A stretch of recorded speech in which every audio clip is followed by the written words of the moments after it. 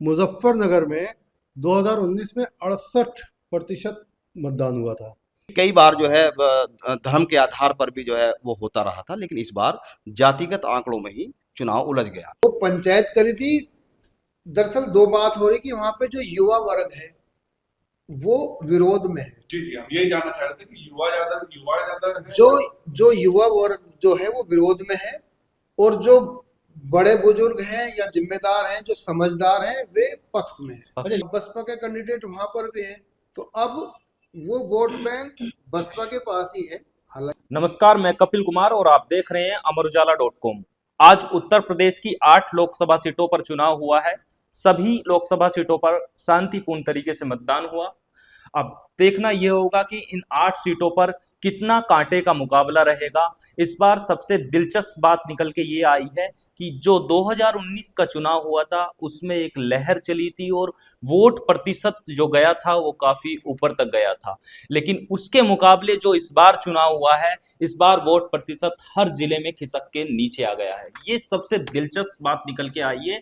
ऐसा कहा भी जाता है कि अगर वोट प्रतिशत बढ़ता है तो कहीं ना कहीं वो बीजेपी की ओर इशारा करता है, लेकिन इस बार ये वोट प्रतिशत घटने की जो प्रतिशत जो सामने आया है, ये कहीं ना कहीं थोड़ा सा बीजेपी की तरफ संकेत करता दिखाई दे रहा है। अब मेरे साथ मेरे सीनियर साथी सैयद यासिर रजा जी हैं, वो इस पर थोड़ा विस्तार से बताएंगे कि इस बार का जो चुनाव है वो किस ओर जा रहा है। पूरी ग्राउंड रिपोर्ट आपके बीच सुनाएंगे अभी सर। जी कपिल जी नमस्कार। जी दर्शकों को मैं बताना चाहूँगा, ये जो 2014 का चुनाव था और 2019 का चुनाव था, जी उसके मुकाबले ये चुनाव काफ़ी अलग नज़र आ रहा है। एक सहारनपुर की सीट अगर छोड़ दें तो जी सभी सीटों पे कोई किसी भी तरह का ध्रुवीकरण नहीं नजर आया है। पूरा चुनाव जाति के आधार पे हुआ है। जातियां जो थी वो विभिन्न दलों में विभिन्न प्रत्याशियों पे बेस्ड थी और उसी आधार पे वो बटी हैं। जी आ, अब आपने बात की मतदान की। मतदान प्रतिशत जो 2009 में जो पैटर्न था जी वही पैटर्न 2024 में देखने को 24 मिल में रहा है। देखने को मिला है। इसमें अब आपको बता रहे हैं सबसे ज्यादा फर्क जो नजर आ रहा है, ये 5 बजे तक का आंकड़ा है जो इलेक्शन कमीशन ने उपलब्ध कराया है। जी जी मुजफ्फरनगर में 2019 में 68% मतदान हुआ था। जी इस बार ये घट के 54% हो गया है। ये आप सोचिए ये 14% का जो गिरावट आई है मतदान में, जी वो किसको नुकसान करेगी। आपने देखा तमाम लाइनें लंबी लगी हुई थी महिलाओं की। मुस्लिम वर्ग के लोगों ने बढ़ चढ़ के मतदान में हिस्सा लिया, लेकिन कहीं ना कहीं ऐसा लग रहा है कि जो बीजेपी का वोटर था वो उदासीन था। अब आगे आने वाले चरणों में क्या होगा नहीं पता।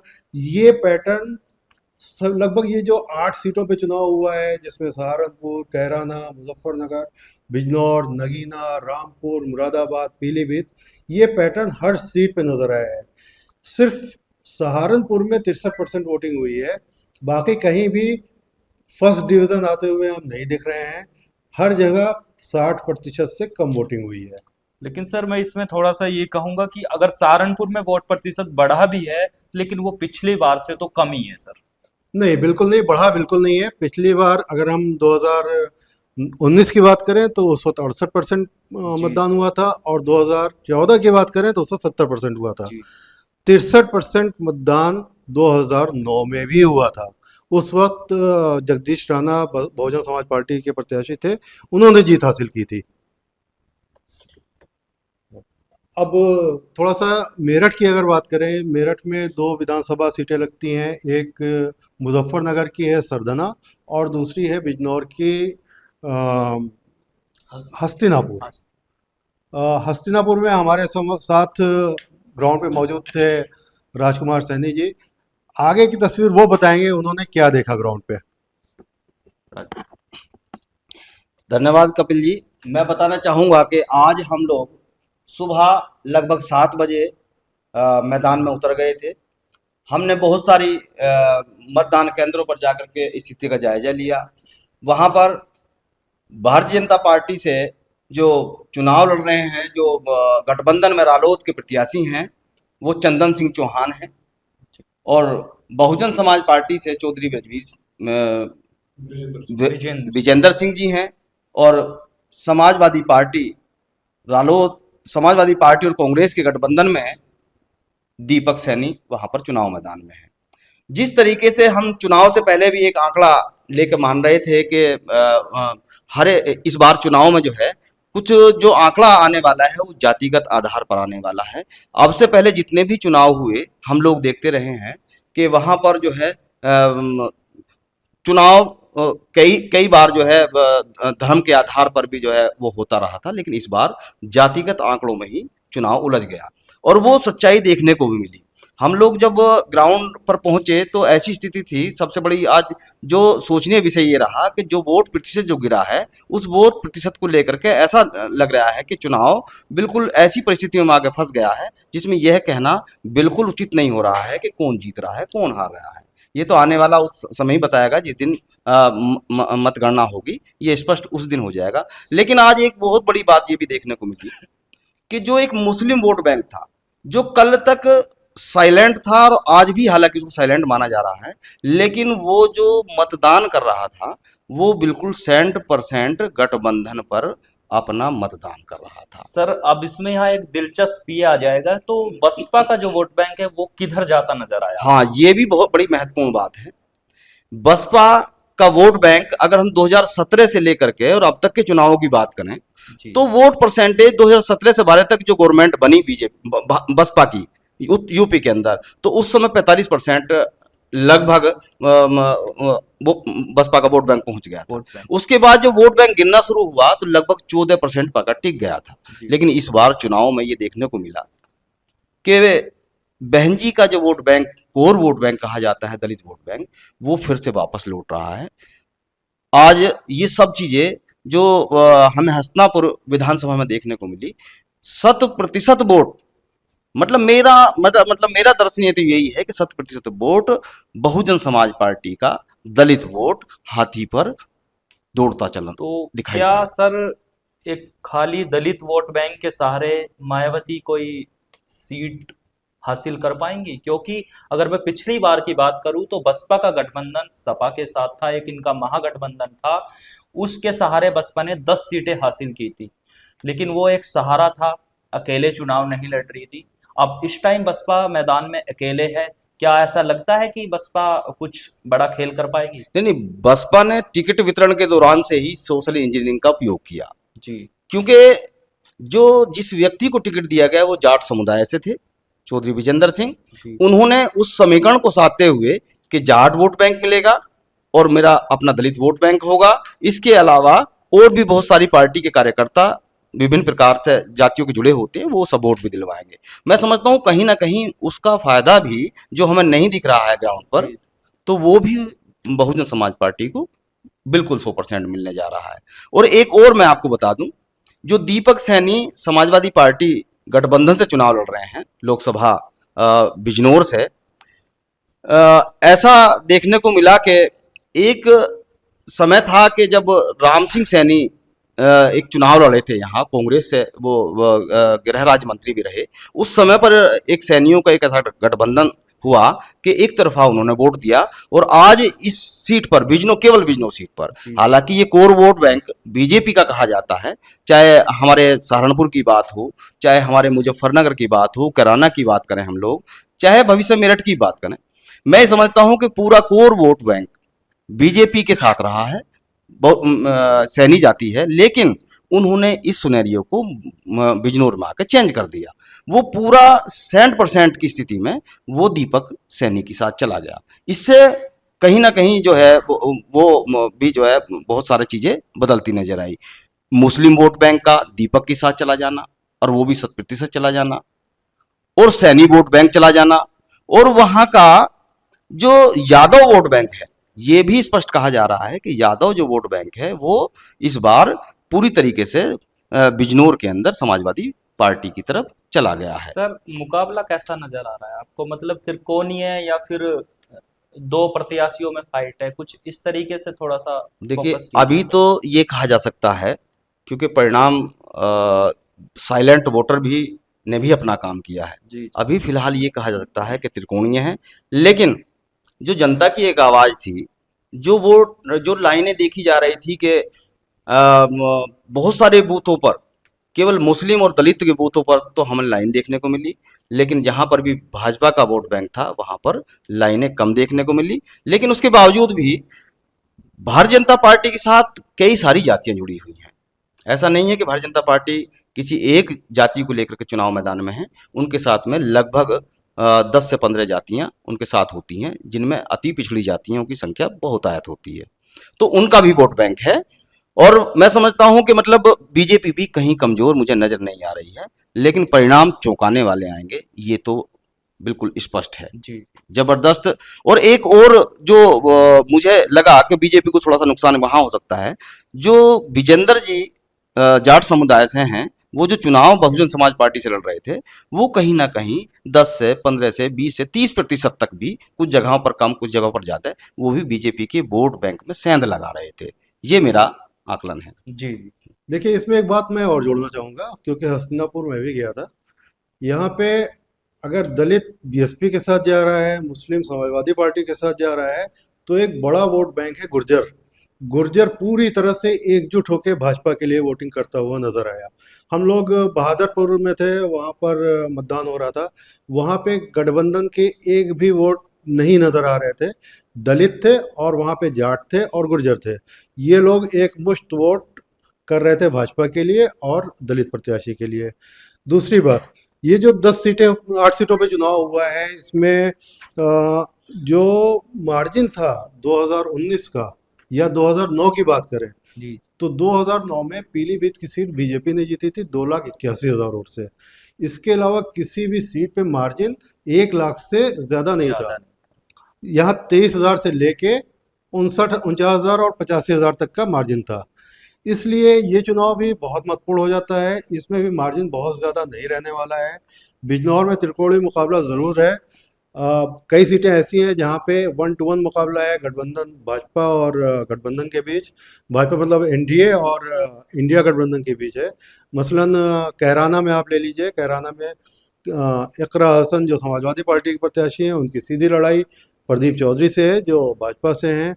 इसी तरह मुजफ्फरनगर में हरिंदर मलिक और ये संजीव बालियान की सीधी लड़ाई है। इसी तरह सहारनपुर में भी ध्रुवीकरण जबरदस्त हुआ है। वहाँ पे इमरान मसूद जो कांग्रेस के प्रत्याशी हैं जी। और जो भाजपा प्रत्याशी राघव लखनपाल हैं, उनके बीच देखने को मिल रहा है। ये मेरठ में जो 2 सीटों पे चुनाव हुआ है, उसके लिए हमारे साथी गजेंद्र चौधरी जी मौजूद हैं। उन्होंने भी बहुत करीब से वहाँ पे देखा है कि किस तरह से मतदान हुआ, और यहाँ पे जो डीएम ऑफिस में कंट्रोल रूम बनाया गया था, वहाँ पे जो पल पल की सूचनाएं आ रही थी, उसके बारे में बताएंगे गजेंद्र चौधरी जी। धन्यवाद कपिल भाई। देखो, हमारे यहाँ पश्चिम यूपी पे 8 जगह चुनाव हुआ है। सभी 8 सीटों पर भाजपा बहुत मजबूती से चुनाव लड़ी, इसमें कोई शंका भी नहीं है और ये सब लोग जानते हैं। लेकिन इसमें से सबसे बड़ा मुकाबला समाजवादी पार्टी जो गठबंधन से जो प्रत्याशी उतारे हैं, सब जगह उन्हीं से मुकाबला हुआ है।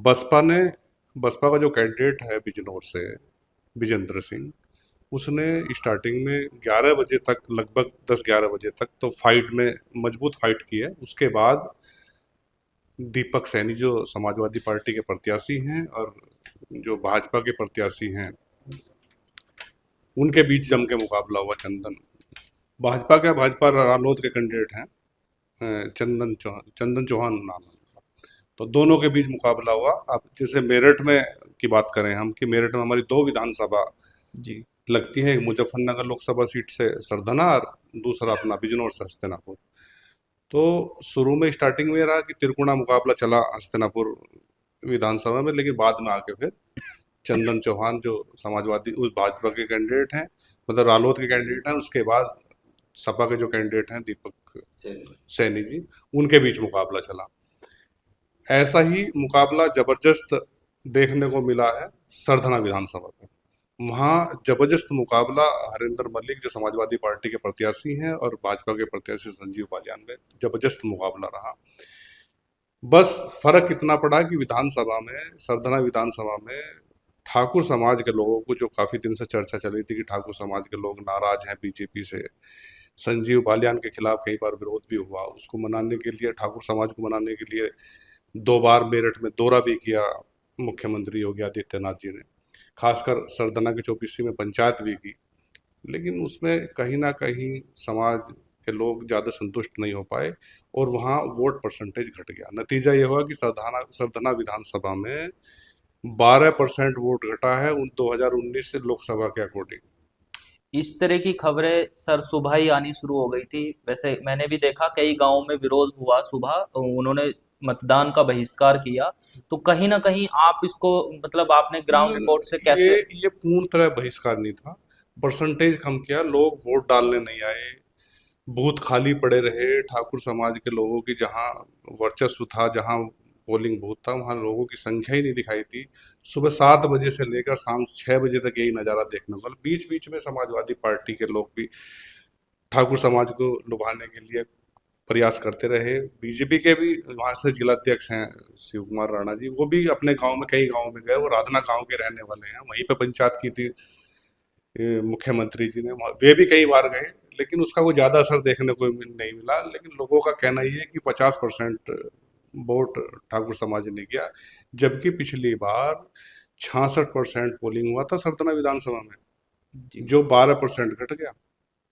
तो इसका कहीं ना कहीं असर पड़ेगा। हालांकि इसके दूसरे रिएक्शन भी बताते हैं। बीजेपी के कार्यकर्ता जो कैंडिडेट हैं, उनका दावा ये है कि जितना ठाकुर समाज हमसे कम हुआ है, हमारे उतना ही रालोद जो हमारे गठबंधन में आया, तो जाट समुदाय के लोग उससे ज्यादा बढ़ गए हैं। जी जी। तो उसको ज्यादा प्रभावित नहीं करें। लेकिन वहाँ इस बार 2019 में कोई त्यागी प्रत्याशी नहीं थे, लेकिन इस बार त्यागी समाज से भी एक प्रत्याशी मैदान में, तो वो भी कहीं ना कहीं असर डालेगा। लेकिन नो डाउट उसमें बीजेपी सब जगह फाइट में है और मजबूत चुनाव लड़ी है, इसमें कोई दिक्कत नहीं है। और ये समाजवादी पार्टी से उनका सीधा गठबंधन जो है, समाजवादी पार्टी और कांग्रेस का जो गठबंधन है, सीधा मुकाबला 8 की 8 सीट पर उनके साथ हुआ है। जी। तो आप कुछ मुझसे पूछना चाहते हो कपिल भाई, तो बताइए, नहीं तो हमारे साथी हैं जोगिंदर उज्ज्वल जी, सीनियर जर्नलिस्ट हैं और वो सरधना में रहे, तो अगली यही अब बताएंगे इनकी क्या अनुभव, क्या क्या देखा उन्होंने।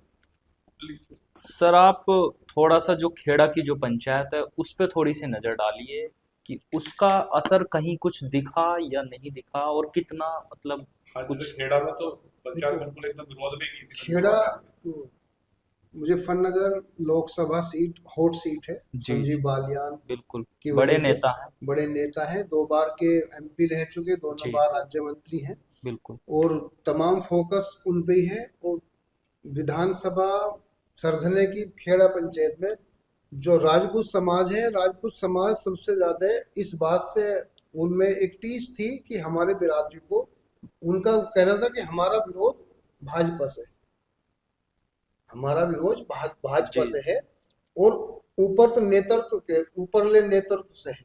हमने एक दो से पूछा, समाज के लोगों से पूछा कि भाई मुख्यमंत्री आपके बीच आए, मुख्यमंत्री आपको मनाने आए, आपके यहाँ पे राजधाना में पंचायत करना है, सब कुछ करा, खिसोली में पंचायत करी, तो लोगों का उनका कहना था कि मुख्यमंत्री हमारे, जब मुख्यमंत्री का चुनाव 27 में होगा तब उनके साथ है। लेकिन हम ये मैसेज देना चाहते हैं विरोध करके कि हमारे किसी बिरादरी को आपने टिकट क्यों नहीं दिया, हमारे से इस बात का नाराज है। कुछ लोग विधानसभा चुनाव में संगीत सोम की हार की वजह से भी विरोध में थे। जो खेड़ा में पंचायत है, उस खेड़ा का आप बता रहे हैं कि उनका जो विवाद था, वो कह रहे थे कि हमारे शीर्ष नेताओं से हमारी ये है कि भाई हमारे कैंडिडेट को 2027 में हम फिर, हाँ वो कह रहे हैं कि हमारा तो ये खेड़ा की पंचायत तो संजीव सोम के पक्ष, उसकी सॉरी संजीव बालियान के विरोध में पंचायत हुई थी, विरोध में हुई थी। उनका ये भी कहना था कि उन्होंने हमारा हराया, हम उनका हराएंगे, उनका ये भी कहना था। दूसरी बात ये थी कि कौन हराया, संगीत सोम को हराया, संगीत सोम, उनका ये कहना था कि हमारा वो डायरेक्ट संजीव बालियान का नाम न लेके कह रहे कि उन्होंने 2022 का जो चुनाव हुआ था जिसमें संगीत सोम हारे थे, अतुल प्रधान जीते सभा के, तो उन्होंने, उनका एक नारा भी था कि उन्होंने हमारा हराया, हम उन्हें हराएंगे। ये ओपनली मैसेज नहीं है, लेकिन कहीं ना कहीं अंदर खाने ये बात है लोगों के अंदर। दूसरी बात, एक बात और देखने को मिली वहाँ जो खेड़ा की जो पंचायत थी, जब ये पंचायत हुई आपकी खेड़ा वाली, उसके बाद फिर ठाकुर समाज के लोगों ने दूसरी पंचायत की अगले दिन, जो संजीव बालियान के पक्ष में की, भमोरी गांव में हुई है, वो पंचायत करी थी। दरअसल 2 बात हो रही कि वहाँ पे जो युवा वर्ग है वो विरोध में है। जी जी, हम यही जानना चाह रहे थे कि युवा ज्यादा है जो जो युवा वर्ग जो है वो विरोध में है, और जो बड़े बुजुर्ग हैं या जिम्मेदार हैं, जो समझदार हैं, वे पक्ष में हैं। अच्छा, ये चीज तो हम लोगों का हस्तिनापुर में देखने को मिली कि जो युवा है वो सरकार के खिलाफ है, रोजगार का मुद्दा सरकार है, के महंगाई खिलाफ का भी है, मुद्दा उसके भी खिलाफ हाँ, है। लेकिन जो बुजुर्ग है वहाँ के हाँ। या महिलाएं हैं वो भाजपा के वो पक्ष में भाजपा वोट के करती हुई हैं। दिख रही थी। ऐसे भी वहां पे उदाहरण देखे हमने मतदान के दौरान में, खेड़ा में सबसे ज्यादा कम मतदान हुआ है। वहां पे दोपहर में 2 बजे तक 3 बजे लोग 20-22% ही मतदान था, क्योंकि खेड़ा की उस पे वोटिंग पे सभी चौबीसी का नजर थी। तो वहां पे लोगों ने उत्साह नहीं था, जो पहले रहा होगा वो कम था।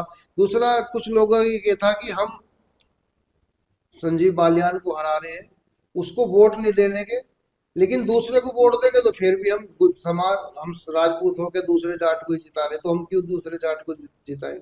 सर कुछ में ये भी था, खासकर युवाओं में। तो इस वजह से बहुत से लोगों ने वहां वोट ही नहीं दिया। दूसरा ये बात था कि हमने जैसे जो वोट डालकर गए आए, जो खासकर बुजुर्ग हैं या महिलाएं हैं, महिलाएं ज्यादातर भाजपा के साथ थी, बुजुर्ग भाजपा के साथ थे। एक लड़के से पूछा तो उस लड़के ने कहा कि भाई मैं सपा की हार अपने वोट डालने गया, मैंने अपनी माँ से कहा कि मम्मी आप भी जाओ वोट डाल लो, तो उन्होंने कहा बेटा जब फूल पे नहीं वोट डालनी तो मैं वोट नहीं डालने की। तो इसलिए उनका मतदान प्रतिशत चौबीसी गांव में बेहद कम रहा। और ये जो मतदान प्रतिशत कम है, ये जो हार जीत के जो समीकरण है उसमें थोड़ा गड़बड़ा दिया। 24 का तो ये हो गया, बाकी लेकिन पूरी विधानसभा सल्तनत विधानसभा में अगर तो दोराला गांव पड़ता है, दोराला वहाँ क्या विधान- दोराला गांव में है, तो जहाँ पे 90% से ज्यादा जो जाट समाज था वो सब भाजपा के साथ था। बड़कली गांव में भाजपा के साथ था। और दूसरी बात है कि ठाकुर समाज, मैंने कहा ना कि जो युवा वर्ग है वो विरोध में था। रेशो 60 और 40 का रहा होगा, फिर कुल मिला के अगर 24 की बात है तो 50-50 विरोध है वहां पर उनका। लेकिन कुछ लोग बाग ऐसे भी थे विरोध में, मतदान तो कम हुआ लेकिन बातचीत में ज्यादा विरोध कर रहे थे। मतदान का उन्होंने थोड़ा दूर रहे इससे।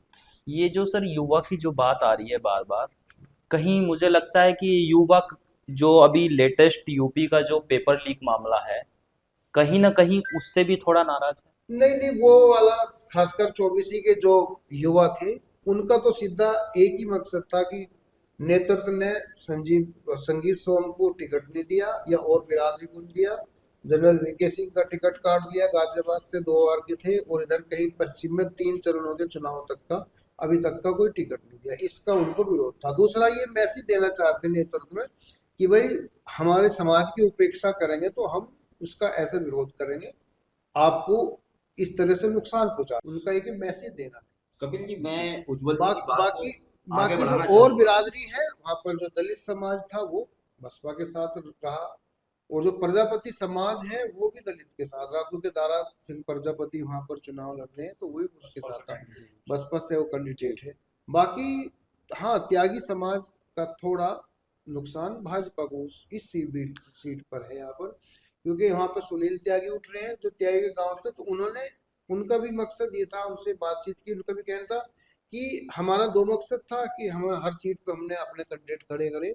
एक तो हमारी समाज की वोट कितनी है, दूसरा हम अपनी वोट एकजुट होकर भाजपा को कैसे हरा सकते हैं, उनका इस मकसद से उनका सर कैंडिडेट खड़ा। अभी गजेंद्र जी ने एक बात कही यहाँ पे कि जो 8 सीटें हैं, ज्यादातर जो फाइट देखने को मिल रही है वो गठबंधन और भाजपा, मतलब गठबंधन सपा और कांग्रेस का जो प्रत्याशी है उसके और भाजपा के बीच में फाइट देखने को मिल रही है। बिल्कुल तो बिल्कुल। बसपा, क्या सच में बसपा कोई खेल बिगाड़ रही है?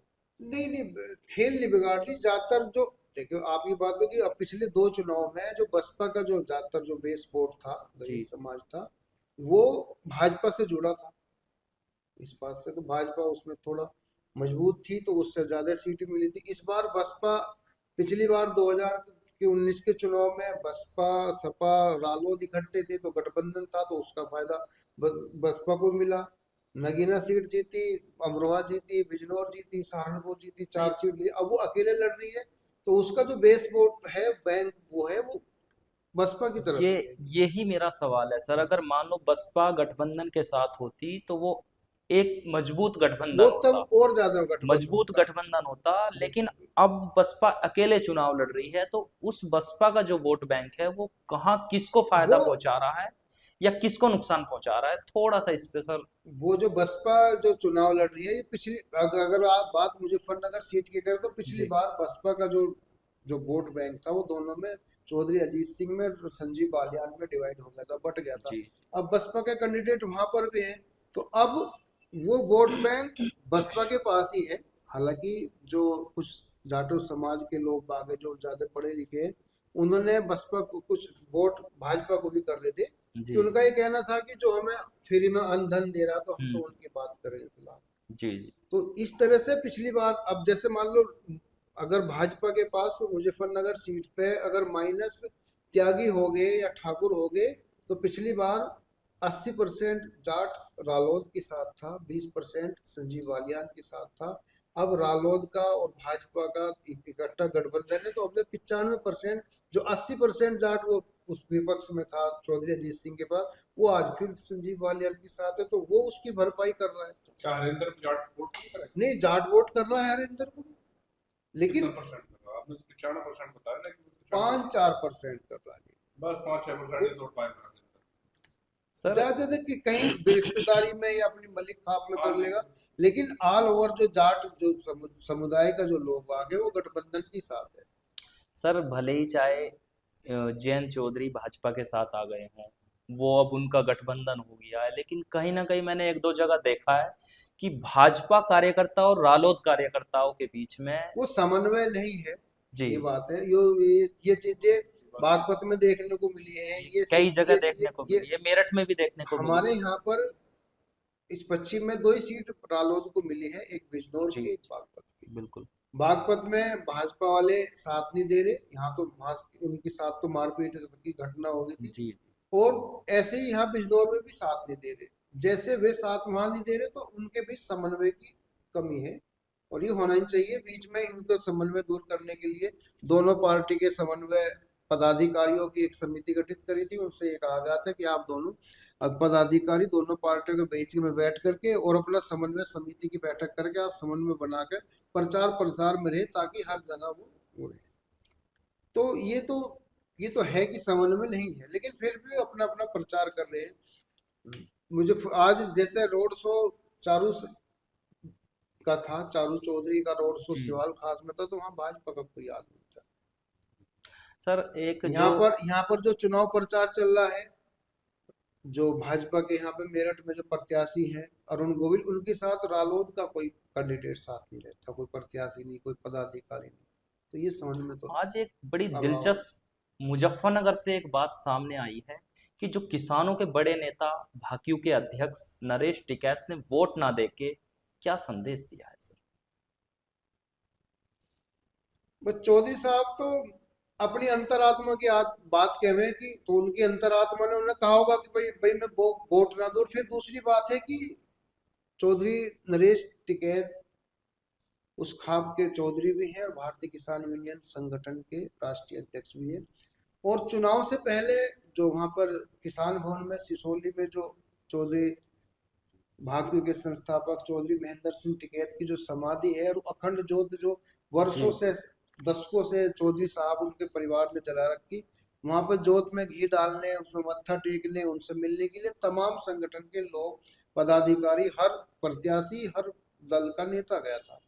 तो चौधरी साहब ने ये भी मैसेज दिया होगा कि मैं एक वोट डालने जाऊं तो भाई पता नहीं किसको दे दूं, और कल को हाँ, कोई पूछे यही कि उसको दे दिया, तो उनकी उनकी उन्होंने कहा कि अंतरात्मा की आवाज से वोट दिए, तो हो सके कि उन्होंने इसका, हालांकि देना चाहिए था, आह्वान कर रखा था सबको, जी मताधिकार करना चाहिए था, लेकिन वो उनकी अंतरात्मा की आवाज होगी चौधरी साहब की कि उन्होंने वो वोट नहीं दी। यही सवाल था सर कि कई पार्टियों के लोग उनसे मिलने पहुंचे हैं, तो उन्होंने कहीं ना कहीं यही मैसेज दिया है कि अब मतलब भाई हम सबके हैं। बिल्कुल बिल्कुल। जी भाई एक चीज़ और थी, हम लोग मवादा में टहल रहे थे, तो वहाँ पे एक वोटर हम लोगों को मिले जो खुद को संघ का कार्यकर्ता बता रहे थे और भाजपा के कट्टर समर्थक बता रहे थे। वो त्यागी समाज से थे। उन्होंने कहा कि देखिए मैं भाजपा का समर्थक हूँ, संघ का कार्यकर्ता हूँ, सब कुछ हूँ, लेकिन वोट मैं इस बार अपने बिरादरी के जो कैंडिडेट हैं यहाँ पे जो निर्दल खड़े हुए हैं मैं उनको दे रहा हूँ। क्यों? क्योंकि संजीव बालियान के बयान का असर वहाँ तक था जिसमें उन्होंने सिर्फ जाट समाज को किसान बताया था, बाकी और बिरादरियों की बात नहीं की थी या उनके लिए अपशब्द बोले थे। उस चीज़ का असर हस्तिनापुर में भी देखने को मिला, मवाना में। और ये जो इस पश्चिम बेल्ट में जो चुनाव हुआ है इसमें कई सीटों पे इसका असर है। जहाँ तक मुद्दों की बात है तो मुद्दों में जो भाजपा के खिलाफ वोट कर रहे थे वो बेरोजगारी, महंगाई, ये सारे मुद्दे बता रहे थे, और जो पक्ष में कर रहे थे वो महिला सुरक्षा की बात कर रहे थे, विकास की बात कर रहे थे और भ्रष्टाचार के खिलाफ लड़ाई की बात कर रहे थे। इलेक्टोरल बॉन्ड के बारे में अधिकतर मतदाताओं को कुछ नहीं पता था। मैं कपिल जी यासिर साहब की बात को भी थोड़ा सा आगे बढ़ाना चाहूँगा और अपने उज्जवल जी की बात को भी आगे बढ़ाना जी। चाहूँगा, क्योंकि ये पश्चिम उत्तर प्रदेश का से जो चुनाव की शुरुआत हुई है ये बड़ा चुनाव था, पूरे देश का चुनाव है और पूरे देश की नज़र भी यहाँ पर टिकी हुई है। जी। मैं आपको बता दूं कि जैसे ही चुनाव का बिगुल बजा था तो तभी से ही विरोध का बिगुल भी बज गया था। बिल्कुल, बिल्कुल। विरोध किसी एक बिरादरी में नहीं था। ऐसा नहीं कह सकते कि हम के ठाकुर बिरादरी में ही विरोध था। विरोध गुर्जर भी कर रहे थे, वो विरोध सैनी भी कर रहे थे। जैसा ठाकुरों ने विरोध किया, अगर ये बात आती है कि संगी सोम को, ये आरोप थे संगी सोम के कि मुझको संजीव बालियान ने हराने का काम किया, ऐसे ही एक आरोप सैनी जाति का भी था। जो उपचुनाव हुए खतौली के अंदर, तो वहां पर भी जो है विक्रम सैनी को हराया गया, मतलब हार का मुंह देखना पड़ा था, जिसका पूरा ठीकरा जो है संजीव बालियान के सिर फोड़ दिया गया था। और उसकी वो आवाज लेकर के आपके मुजफ्फरनगर से और सहारनपुर तक गई थी, सर क्योंकि वो बहुत बड़ी बेल्ट है। उसका जबरदस्त विरोध हुआ, लेकिन उसमें बीजेपी ने समय रहते हुए एक बहुत महत्वपूर्ण कदम उठाया। जी, जी। चाहे वो भले ही हरियाणा प्रदेश के जी। नायब सिंह सैनी जी। मुख्यमंत्री हैं, उनको लाके बैठाया गया हो, चाहे केशव प्रसाद मौर्य डिप्टी सीएम उत्तर प्रदेश हैं, उनको लाके बैठाया गया हो, चाहे अब हाल ही में चुनाव से, मतदान से एक दिन पहले ही, 2 दिन पहले ही एक पूर्व मंत्री हैं धर्म सिंह सैनी जी, उनको लाया गया हो। उस व्यवस्था को तो डैमेज कंट्रोल कर लिया गया, लेकिन आखिर क्या कारण रहा कि योगी जी 2-3 बार पश्चिम में आए और खासकर इसी वोट बैंक को साधने आए, जो ठाकुर वोट बैंक नाराज था, वो लास्ट तक भी नहीं सध पाया। और इसके पीछे क्या वजह हो सकती है ये तो ठाकुर समाज ही जान सकता है, लेकिन ये बड़ा मतलब फेल्योर रहा बीजेपी का कि वो उन लोगों को, उस कोर वोट बैंक को नहीं मना पाए, जो उनका बहुत ही परंपरागत वोट बैंक था। तो क्या सर जो बीजेपी ने यहाँ हरियाणा के सीएम नायब सिंह सैनी को जो यहाँ स्टार प्रचार के रूप में लॉन्च किया, क्या उसका असर सैनी समाज पे नहीं जाएगा? नहीं नहीं, उसका असर ही तो जबरदस्त गया है कि जो सैनी समाज ने भाजपा के पक्ष में सहारनपुर, मुजफ्फरनगर, कैराना में पूरी तरीके से मतदान किया। इतना जरूर मैं कह सकता हूं, जो सुनहरी और सुनने को मिला, जो देखने को मिला, मत परसेंटेज डाउन तो रहा, लेकिन वो सैनी टोटल वापस लौट गया। लेकिन अगर ये भी वापस लौट जाते ठाकुर समुदाय भी, तो मैं समझता हूं कि बीजेपी पे जो अब हम शक की निगाहों से देख रहे हैं कि क्या होगा, फंस गया है चुनाव, तो शायद ये कहना ना पड़ता, बीजेपी का स्पष्ट चुनाव सामने आ जाता। नायब सिंह का एक बयान बड़ा मैं पढ़ रहा था, उन्होंने एक स्टेटमेंट दिया है कि मैं पड़ोसी हूं और मेरे पास जो भी आएगा तो मैं एक पड़ोसी का फर्ज निभाऊंगा। हम्म। तो इस जो बयान का कहीं ना कहीं तो सैनी समाज पे असर जाएगा ही नहीं बिल्कुल। नहीं, सैनी समाज पे नहीं, ये सब पे असर जाएगा, क्योंकि हमारे प्रदेश की जो सीमा है, हमारे प्रदेश की सीमा हरियाणा से मिली हुई है। और खासकर मैं आपको बता दूं कि जो बागपत हमारा जनपद है, उस जनपद की सीमा को लेकर भी बहुत सारे विवाद होते रहे। बागपत भी अब है, अब शामली भी हाँ है। हाँ, अब भविष्य ये कहता है कि अगर वो अपने उस बयान पर कायम रहते हैं, तो मैं समझता हूं कि आने वाले समय में कोई विवाद भी नहीं होगा। जो वर्षों से चला आ रहा विवाद 3 राज्यों का, सहारनपुर सर, सहारनपुर, शामली और बागपत, हम्म, तो शायद वो विवाद अब रुक जाए। बिल्कुल बिल्कुल। अब उम्मीद करते हैं सभी लोग, नेताओं के इन सब बयानों का ही उम्मीद करते हैं। जैसे कि छोटे से बयान पे ही जो है ठाकुर समाज नाराज हो गया। अभी यासिर सर ने बताया कि वहाँ पर एक त्यागी समाज का व्यक्ति था जो हम लोगों को जो है वहाँ छोटे महुआ में मिला था। वो इसी बात से नाराज था कि साहब जो है उन्होंने केवल अपने आप को ही किसान बताया। ये बड़ा दिलचस्प है, और वो सर बता रहे हैं कि संघ कार्यकर्ता है, ऐसा ये बड़ी रोचक बात सामने आई है कि अगर वो ऐसा कह रहे हैं। कई सारी बातें जो है इस चुनाव में ऐसी हैं कि जिसको लेकर के गंभीर होने की जरूरत है। एक जो मुझे लगा, क्योंकि ये देश का चुनाव है, ना कि नगर पंचायत नगर पालिका का चुनाव था, इसमें हम लोगों ने बहुत यूथ से भी बात करने का प्रयास किया, बुजुर्ग से भी बात करने का प्रयास किया, महिलाओं से भी बात करने का प्रयास किया, तो किसी का भी राष्ट्रीय मुद्दा नजर नहीं आया। सब जाति में बटे हुए नजर आए, जबकि हम लोगों के लिए ये बहुत महत्वपूर्ण बात थी कि हम प्रत्येक मतदाता को एक राष्ट्रीय मुद्दे के रूप में अपना मतदान करना चाहिए था। केवल महिलाएं तो ये कहती हुई नजर आईं कि हम लोग जो वोट कर रहे हैं वो वोट हम लोग अपनी सुरक्षा में, जो हमारी सुरक्षा में जो एक आमूलचूल परिवर्तन हुआ है, जो सुरक्षा ने हमें जो है मतलब पूरी यूपी में बढ़िया सुरक्षा मिली है, तो उस पर महिलाओं ने जो है वोट किया। कई महिलाओं से हम लोगों की बात हुई। नए जो बच्चियां हैं, जो बेटियां हैं, जो पहली बार वोट करने आई थी या दूसरी बार भी वोट करने आई थी, उनका ये मिशन देखने को मिला कि उनका कहना ये था कि वहां पर जो है वो सुरक्षा की दृष्टि से ज्यादा जो है अपने आप को महत्वपूर्ण विषय मानते हुए वोट कर रहे थे। कपिल जी। यासिर सर, मैं आपसे एक सवाल, लास्ट मेरा सवाल है, ये बड़ा महत्वपूर्ण सवाल है, और ऐसा कहा भी जाता है कि पश्चिम से जो हवा चलती है वो पूरे पूरब तक जाती है। इस पर सर थोड़ा सा विस्तार से आप बताइए सर, कि आज का जो चुनाव रहा है। देखिए, पिछला 2 चुनाव आप देखेंगे तो उसमें पश्चिम उत्तर प्रदेश ने ही समीकरण तय किए थे, जी और पश्चिम उत्तर प्रदेश में 2014 में भाजपा ने 8 की 8 सीट जीती थी। जो 2019 चुनाव था उसमें सपा और बसपा का गठबंधन था। जी उसके बावजूद भाजपा 3 सीट, जो सबसे मजबूत सीट मानी जाती थी, अजीत सिंह लड़ रहे थे आपके जी हाँ मुजफ्फरनगर से, और बागपत से जयंत चौधरी लड़ रहे थे। जी ये सारी सीटें बीजेपी ने जीत ली थी। इसीलिए जो इस बार भी है और आगे भी रहेगा कि पश्चिम में जब भी चुनाव शुरुआत होती है और लोग फोर्स मूवमेंट होता है, जो फोर्स एक दूसरे से बताती है कि वहाँ पे इस तरह का चुनाव हुआ है, तो वो फोर्स का जो माउथ पब्लिसिटी होती है वो आगे तक जाती है, इसलिए पश्चिम की हवा पूरब तक जाती है। जी। तो ये थी हमारी आज की चर्चा। आगे भी अमर उजाला की टीम इसी तरह से आगे किसी और अलग मुद्दों पर आपसे चर्चा करती रहेगी। आपके बीच हमारी टीम लगातार अपडेट रहेगी। धन्यवाद। अगर आप ये वीडियो YouTube पर देख रहे हैं तो हमारे चैनल को सब्सक्राइब करें और बेल आइकन को दबाना ना भूलें। अगर आप Facebook पर ये वीडियो देख रहे हैं तो हमारे पेज को लाइक करें।